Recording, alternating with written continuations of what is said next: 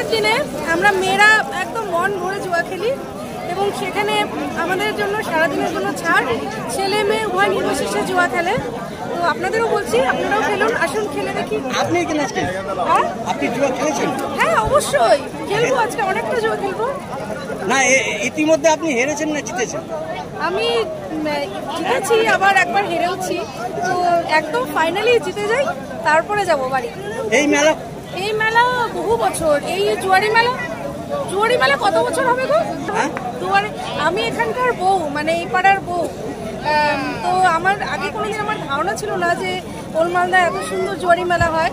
তো এখন তো আমি সবাইকে বলবো, মানে কেউ এখানকার বাসিন্দা হোক না হোক, সবাই যেন এখানে এসে জুয়া খেলে। এবং এখানে সিকিউরিটি, মানে পুলিশও দাঁড়িয়ে থেকে মেয়েদের জুয়া খেলাতে সাহায্য করে, কোনো রকম ভয় নেই। হ্যাঁ, কোনো রকম ইয়ে নেই, খুব মজা করে আমরা জুয়া খেলি। এটা আমাদের মানে অনেক প্রাচীন পুরনো, এটা আমাদের জুয়ারি মেলা বলা হয়।